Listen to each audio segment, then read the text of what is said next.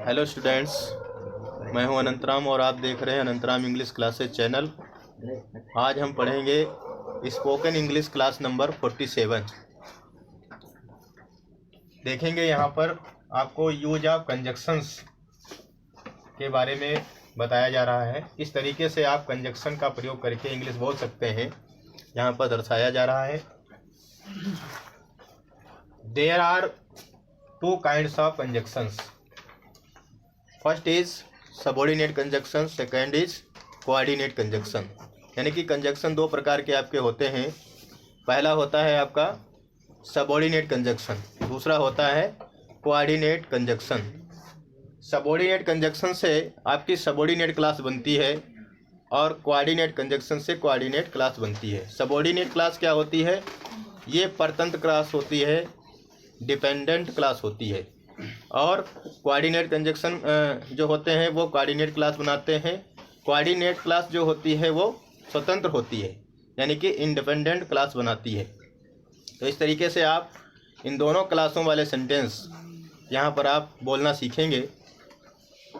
पहला सेंटेंस आपका आया है, मैं जानती हूँ कि रमेश ईमानदार है।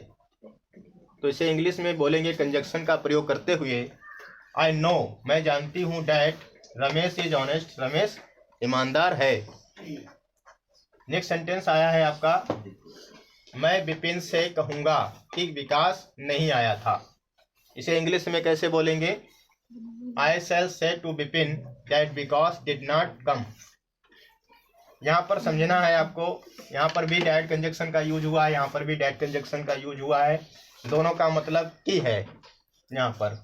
लेकिन यहाँ पे थोड़ा सा ध्यान देने की बात है कि यहाँ पे आपका जो प्रिंसिपल क्लास थी ये है आपकी आई नो, जो है ये प्रिंसिपल क्लास, और डैट से लेकर आगे तक ये सबऑर्डिनेट क्लास है, क्योंकि डैट जो है वो आपका सबऑर्डिनेट कंजक्शन है। और यहाँ पर ये प्रेजेंट इंडेफिनिट टेंस में आपकी जो प्रिंसिपल क्लास आई है, और आपका जो सबऑर्डिनेट क्लास है ये भी आपकी प्रेजेंट में है। दोनों प्रेजेंट में है, तो कोई किसी क्लास पर कोई फर्क नहीं पड़ा है। और यहाँ पर देखेंगे आपकी प्रिंसिपल क्लास कहाँ है? फ्यूचर में है। और सबऑर्डिनेट क्लास आपकी किसमें है? पास्ट में है। फ्यूचर में आपकी थी प्रिंसिपल क्लास, इसलिए सबऑर्डिनेट क्लास पर कोई फर्क नहीं पड़ा है।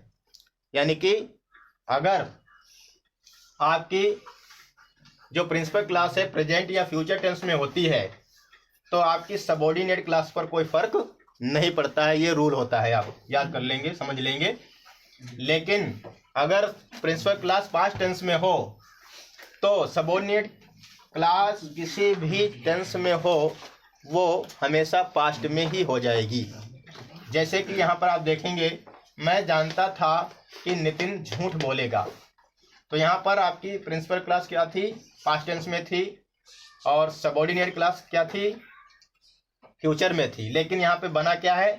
दोनों पास्ट में हो गई हैं। देखेंगे, बोलेंगे I knew that Nitin would tell a lie.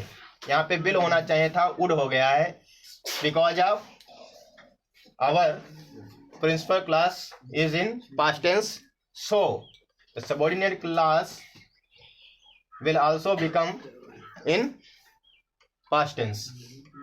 Next sentence आया है आपका, मेरा भाई और मैं इस कॉलेज के विद्यार्थी हैं। तो मेरा भाई और मैं इस कॉलेज के विद्यार्थी हैं।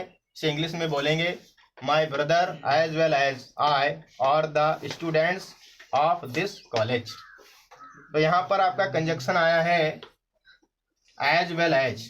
एज वेल एज कब आता है? जब कोई दो लोग एक साथ में एक ही काम करते हैं, तब हम एज वेल एज का प्रयोग करते हैं। यानी कि मेरे साथ साथ उन्होंने भी ऐसा काम किया, विद्यालय गए, बाजार गए, खाना खाया, चाय पी, जो भी है।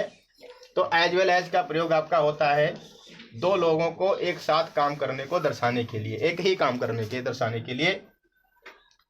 नेक्स्ट सेंटेंस आपका आया है, आपका मतलब है कि या तो मेरे भाई ने या मैंने यह पुस्तक चुराई है। अब देखेंगे, अभी तक आपके जो कंजक्शन थे वो सबऑर्डिनेट कंजक्शन थे, सबऑर्डिनेट क्लास बन रही थी। यहाँ पर आपका कोऑर्डिनेट कंजक्शन आ रहा है और कोऑर्डिनेट क्लास बनेगी। तो देखेंगे, इसको इंग्लिश में बोलेंगे, you mean to say that either I और my brother has stolen this book. तो यहाँ पे कंजक्शन आपका आया है आइदर और आर। जहाँ आइदर आएगा वहाँ और भी आता है।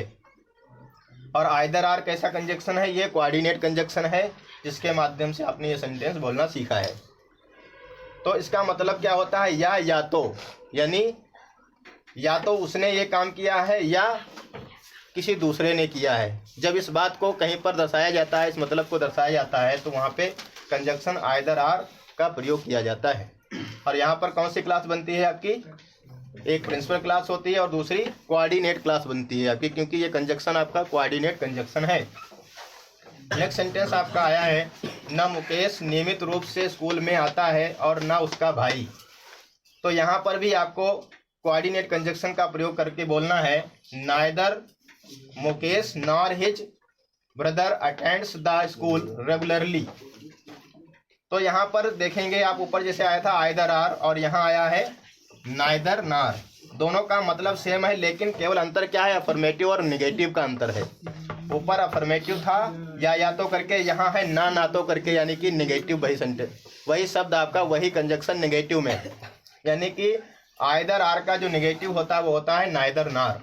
यहाँ पर क्या होता है? ना तो किसी ने ये काम किया है, ना किसी दूसरे व्यक्ति ने ये काम किया है। दोनों के लिए मना कर दिया जाता है कि दोनों में से किसी ने ये काम नहीं किया है। तो वहाँ पर दर्शाया जाता है आपका नाइदर नार, और ये आपका कोऑर्डिनेट कंजक्शन है। यहाँ पर भी कोऑर्डिनेट क्लास बन रही है आपकी। 7 नंबर सेंटेंस आपका आया है, जो कुछ मैं कहता हूँ वह उस पर विश्वास नहीं कर सकता है। इसे इंग्लिश में कैसे बोलेंगे?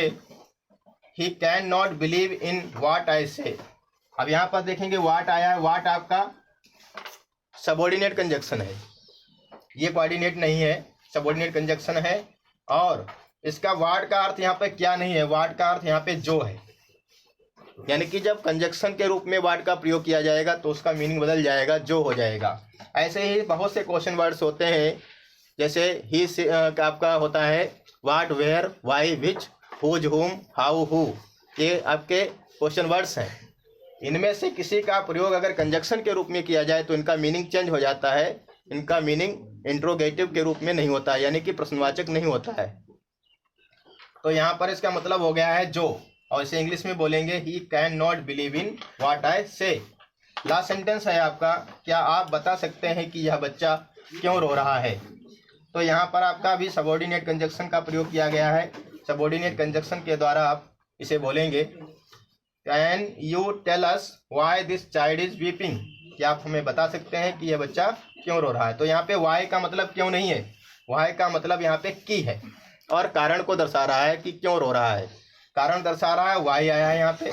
तो इस तरीके से आपने कंजक्शन का प्रयोग करके स्पोकन इंग्लिश सीखी। कंजक्शन का प्रयोग करके किस तरीके से आप इंग्लिश बोल सकते हैं यहाँ पे दर्शाया गया है। और साथ ही साथ में आपको 2 टाइप्स ऑफ कंजक्शन के बारे में भी जानकारी दी गई है। अगला वीडियो भी हमारा कंजक्शन के ऊपर होगा।